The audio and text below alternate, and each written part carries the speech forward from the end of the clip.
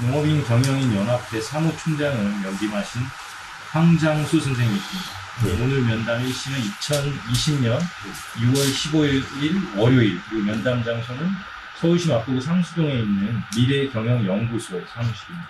우선 첫 번째로 사실 이게 꼭 뭐 건강보험 체계 요것만 꼭 국한해서 뭐 구술사라는 게 그런 그 하나의 사안만 이렇게 또 인터뷰하는 것이 아니라 선생님이라는 어떤 한 개인의 인물이 어떻게 또 이런 또 역사와 맞물리게 되는가 이런 것도 하나의 중요한 하나의 좀 구술사의 의미라고 생각을 하거든요. 그래서 선생님 이 성장기랄까요? 서울대학교 그 학부와 대학원 모두 이제 농경제를 전공하신 걸로 제가 알고 있는데요.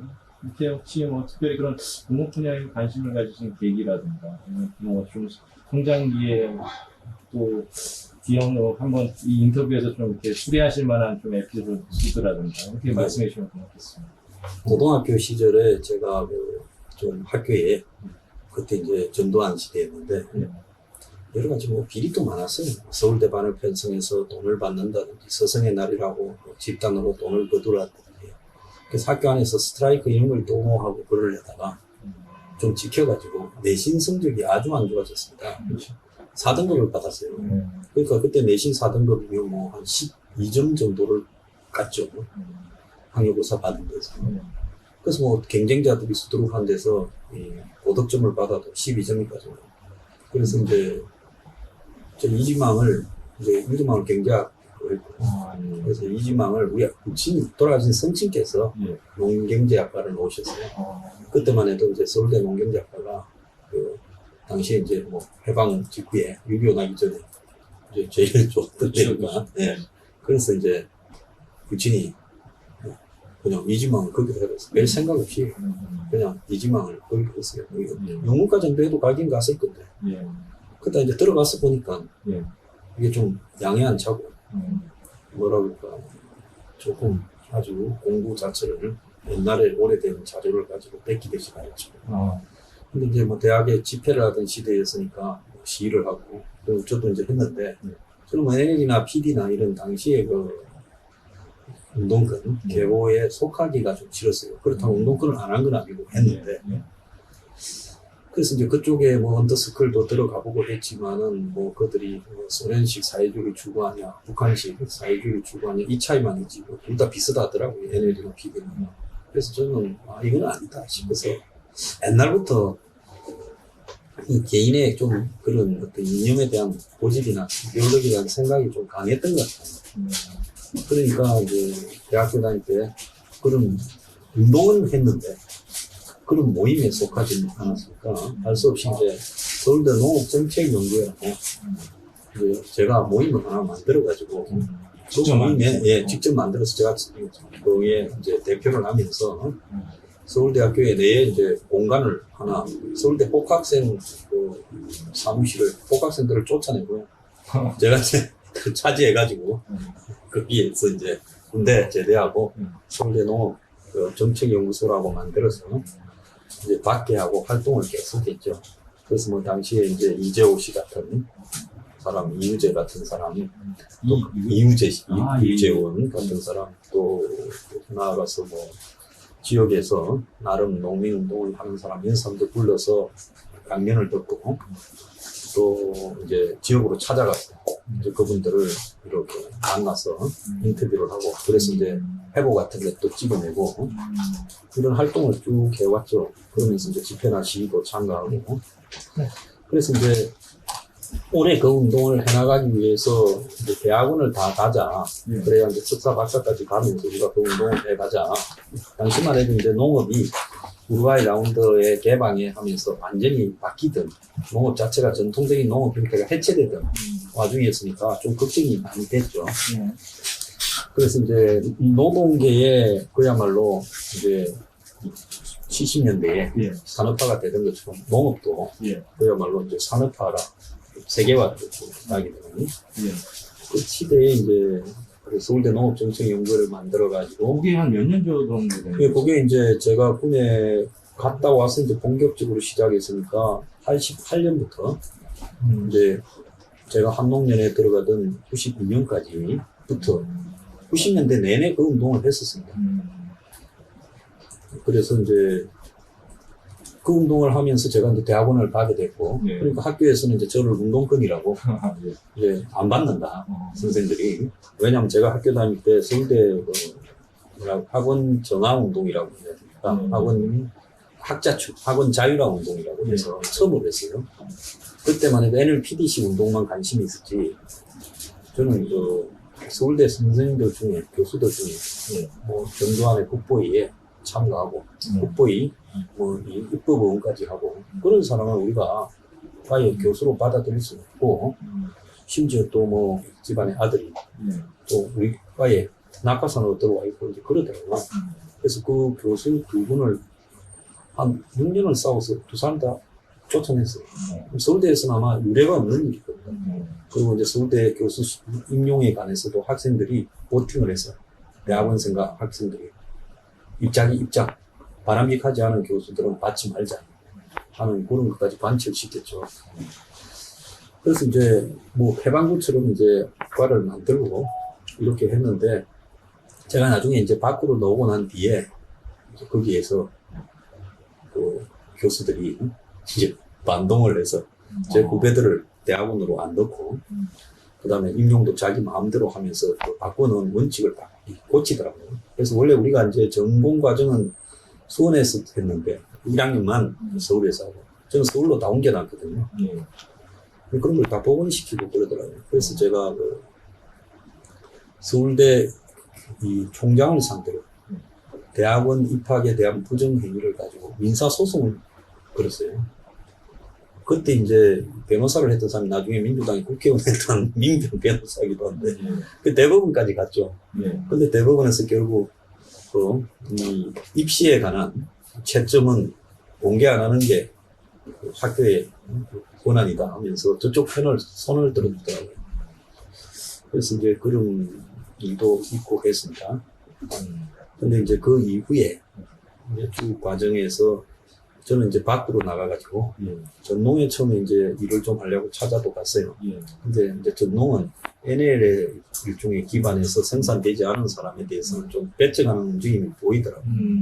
그래서 어디 가서 이제 농민운동을 하면 좋을까 고민을 하다 보니까 농업경영인연합회라고 한 10만 명 조직이 있는데, 보니까 옛날에 이제 그때는 이름이 농민 후계자연합회였죠. 그래서 이제 그 조직은 큰데 완편 조직이 좀 그래서 저 조직에 들어가서 장악해서 좀 의식화를 시켜서 농민들의 권익을 대변하게 하는 게 더 빠르겠다 해서 저부터 시작을 제 후배들을 차례차례 집어넣었죠. 그래서 뭐 처음에 그 조직에 들어가서 거의 활동비 받으면서 박봉으로 저 7년을 일을 했죠. 그래서 이제 이름도 농민 후계자라는 부분에서 농업경영인연합회로 바꾸고, 이제 가서 첫 작품이 이제 전농하고 같이 장춘당 공원에서 집회를 같이 하고 대학로에서 같이 하고 이러면서 이제 같이 집회를 했죠. 그러니까 뭐 오늘날 생각한다면 그 전국의 관변단체가 좌파 단체하고 공동 집회를 하니까 발칵 뒤집어져서 경찰이고 뭐 당시에 안기부고 다 시끄러웠죠. 이제 그래서 이제 그런 집회를 하면 아까 말씀드린 대로 주로 집회 신고를 제가 하고, 이제 돈도 우리 쪽에서 거의 다 됐죠. 전농 와서 사고만 치고 가고. 제가 그때 숱하게 기소됐죠. 그런데 이제 그렇게 하면서 우루과이 라운드로 정부가 농산물 개방을 한 데서 이제 그 YS들을 쓰고 이제 그러면서 저희들이 이제 압력을 넣어서 그 우루과이 라운드를 반대하기 위한 이제 전체 대책위원회를 만들었고, 그걸 그 경실련에 있던 걸 우리 사무실에 갖다 놨어요. 거기 한 150개 단체 정도가. 아마 요즘 뭐 분대위 같은 그 가장 원조가 그때 그 우루과이 라운드 반대 대책위원회에서 그러고 봅니다. 그래서 거기에는 좌우 단체들이 거의 다 모여서 그러니까 유알로 농산물 개방하는 반대 투쟁을, 당시 이해창 총리가, 황인성 총리가 이제 그런 문제 때문에 총리 2명이 또 그만뒀죠. 우루과이 라운드 문제 때문에. 그러면서 이제 그 성과로 이제 이 당시 정부가 그 대통령 직속으로 농어촌 발전위원회라는 걸 둬서 우루과이 라운드를 개방하는데 농민들의 목소리를 존중하겠다 하는 부분을 이제 반영하기로 그렇게 해서 그 위원회에 저도 들어갔고 전문위원으로 그 당시에 전농도 들어가고 해서 이제 그 농민의 의견을 반영해서 정부가 질서 있는 개방 절차를 밟는다. 그래서 이제 농특세니 이런 세금도 특별세가 만들어지고 매년 이 농어촌에 36종가를 이렇게 구조조정의 대가로 지원해 준다는 걸 얻어내고 그런 합의를 거쳤죠. 그 과정에서 이제 엄청난 많은 시위를 했죠.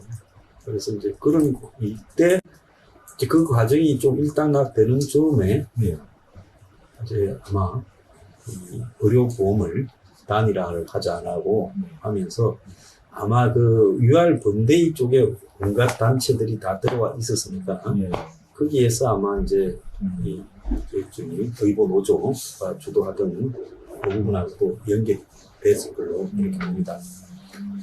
그래서 이제 그런 과정을 하다 보니까 이 한농림이라는 단체가 굉장히 큰 단체구나 하는 부분이 이제 당시 이제 운동권 진영에도 인식이 되고 그러다 보니까 이제 당연히 한농림이 들어와야 그 힘이 받는다. 전농보다 뭐 수로는 훨씬 많았으니까요. 이제 제가 그때 정책실장하고 이제 사무총장 이런 거를 맡았는데 그 뭐 내부의 그 논의 구조에서 옳다고 생각하면 그냥 무조건 관철을 시켰으니까요. 거기 회사에서 농민 출신 회장단이나 각 지도 대표단이 있었지만은 이사에서 제가 뭘 해야 되겠다고 하면 그 당시 정권이나 뭐 당시 또 사찰 기관, 사정 기관들이 공작을 해서 그걸 못하도록 하고 했는데 거의 제 뜻을 관철시켰어요. 그리고 또 사무실에 스텝 다수가 또 제 후배들로 이렇게 깔아놨고 하니까. 그래서 이제 그 당시에 이제 의보 통합연대 그걸 만든다고 그럼 좋다 같이 합시다 해서 이제 거기에 가담을 했고 그러면서 그때는 매주 그때 아마 사무실이 저 독립문 뒤에 거기에 이제 사무실이 흐름한 사무실에서 2층에 올라가는 계단 거기에 이제 매주 1, 2차례 이제 낮에 일 끝나면 저녁에 가서 밤에 늦게까지 토론을 하고 어떻게 관철시킬 건가 이 자료 만드는 거, 또 각 단체에서 성명 내는 거, 또 같이 연대해서 뭐 간단한 집회를 하는 거, 이런 거를 그때 다 논의를 했죠. 그런 과정 속에서 이제 그 운동이, 뭐 저는 저 단체에 가서 이게 꼭 필요하다. 농민들도 의료보험이 있어야 될 거 아니냐. 농민들이 지금 뭐 당시에는 의료보험이 없으니까, 농민들이 아프면, 농민들 대부분이 저소득층인데 굉장히 힘들죠. 그래서 이제 그런 부분들을 뭐 단체 내부에서는 일관되게 밀고 가자라고 합의를 얻어내고 그 당시 우리가 시군까지는 공식적으로 사무실이 있고 읍면 회장단까지 있었으니까 다 플래카드를 끌고 이거 통합하라고 이제 그렇게 조직 내에서 뭐 전체적으로 크기로 보면 서울시도 있고 저희 회원이 서울시는 농사 짓는 사람들이 있어요. 그리고 뭐 전국의 모든 읍면시까지 다 있었으니까 아마 조직으로는 제일 이렇게 발이 제일 넓었겠죠. 그래서 그 조직이 이제 의보 통합운동에 이렇게 가세하기 시작을 했죠. 선생님이 다 그 안에서 설득을 해내신 거군요. 예, 그 사무총장을 하면서. 그때 제가 이제 그 사무실에 그 빌딩을 갖다가 우리 사무실 새들이 맨날 다녔는데 농협이나 축협 이런 거 빌려서 송파의 그 가락동에 7층짜리 빌딩도 하나 이렇게 없고 그리고 뭐 재력을 좀 축적도 해주고 했으니까 뭐 제 말이 잘 먹혀 있더랬죠. 또 제 말하는 대로 그 농특세도 만들어지고 농민들이 그러니까 그런 투쟁들의 성과가 보이면서 하자는 대로 거의 할수 끌고 갈 수가 있어요. 제일 기억에 남는 거는 그때 그 이해창 씨, 김대중, 리인재 뭐 이렇게 또 서울시장 했던 조선진까지 나왔을 때 1997년 대선에 저희들이 9월 28일인가 그 올림픽 경기장에서 거기에 저희들 회원들을 한 5천 명을 올라오게 해서 대선 후보들이 와서 직접 이 농업에 관한 공약을 말을 하게 하고 그래서 그걸로 그 참가한 사람들이 나중에 투표를 하게 하는 그래서 각 당의 정책위원장, 대선 후보가 전부 발표를 했죠. 그러니까 그 결과 이제 DJ가 1등이 나왔죠. 대구에서 우리가 투표를 했는데, 그래서 예, 선관위에서 이제 우리가 그걸 발표를 하면 기소를 하겠다고 공개적으로 이야기를 했죠. 그래서 제가 발표를 하고, 그때 DJ가 58%인가 해서 압도적으로 1등 넣었더라고요. 그때 이제 DJ 정책 중에 의보 통합도 들어가 있어 우리가 요구했고, 예. 그래서 이제 발표를 했죠. 발표하고 저는 도망을 가버렸죠. 수배되고. 그러니까 이제 DJ가 대통령이 되니까 굳이 이제 예. 그렇게 되더만요. 그러면서 이제 DJ가 대통령이 되면서 이제 농림부 장관을 김성훈 장관이라고 저때 추천하고 예. 이제 이렇게 되면서 의보 통합에 대해서 점점 목소리가 높아지고 그래서 이제 의보 통합 추진위원회라는 게 공식적으로 만들어졌잖아요. 예. 정부 기구로. 예. 그래서 저희도 이제 거기 위원으로 들어갔죠. 선생님. 네, 위원으로 들어가고 제가 뭐 농어촌 의료평가 서비스위원회 뭐 이런 데 다 들어갔죠. 예. 나중에는 이제 그 일환으로 자영자 소득 파악이 우선이라고 맞습니다. 자영자 소득 파악 위원회도 맞습니다. 들어가고 그런 위원회 대부분 제가 다 들어갔어요. 그래서 저기 공원동이니까 보건사회연구원인가요? 예. 그거 가서 맨날 살았죠. 네. 그런 위원회에서 이제 그때도 뭐 간대가 많았어요. 공청회 같은 거 하고 할 때 예. 싸우면서 이제 예. 그 통합으로 여론을 몰아가는데 성공을 했죠. 그러다 나중에는 뭐 이제 우리 단체뿐만 아니라 농업계 전체가 통합해야 된다는 의견도 저희들이 몰아내고 그렇게 했죠. 그러니까 의보연대에 결합하신 거는 그게 한 몇 년도 정도 되는 건가요? 제가 아마 기억으로는 한 95년 전후가 될 거라고 보고 있습니다. 의보연대. 예, 예. 그러면서 이제 거기에 이제 강성구, 검승철, 예, 예, 예. 그다음에 지금 의보공단 이사장하는 김용욱 교수, 예, 예, 이 사람들 예. 다 거기서 봤죠. 예. 그리고 나중에 이제 한림대 교수하다가 또 장관 된 분이 계셨잖아요. 예, 예. 차은봉. 네, 장봉 그분도 예. 또 그런 데서 또 됐고. 전농이랑은 그냥 어떻게 이게 지금 조직적으로 그건 완전히 성격이 다르죠. 전농은 예. 이제 그 80년대 초반에 예. 이제 한 총련이 생기고 예. 한 총련에서 농민운동하러 지역으로 갔던 사람들이 모아가지고 만드는 예. 전통적인 한국의 그 NL 예. 쪽의 농민운동 단체. 예. 자기 고향으로나 뭐 연고지로 기양에 들어간 사람이고. 이 농민 후계자 연합회 한농련이라는 건 이제 당시 전두환 씨가 들어서서 예. 이제 농촌이 이제 황폐해지고 네. 이제 이농이 많아지면서 농촌에서 농업을 이어갈 젊은 사람들을 육성해서 지원해 준다고 만드는 처음에 시작부터가 완전 관변 단체죠. 그래서 그런 단체인데 어쨌든 정부가 나서서 그렇게 했기 때문에 전국 조직망이나 이런 부분은 쪽수나 또 지역별로의 조직망은 행정 조직처럼 갖춰져 있었죠. 근데 제가 이제 대학원을 다닐 때 이제 아까 말한 것처럼 90년 전으로 이제 밖으로 활동을 좀 연장을 해야 되겠다 싶어서 전농에 가니까 전농은 배척을 많이 하더라고요. 이제 자신들의 그 운동권 맥락에서 좀 다르다고.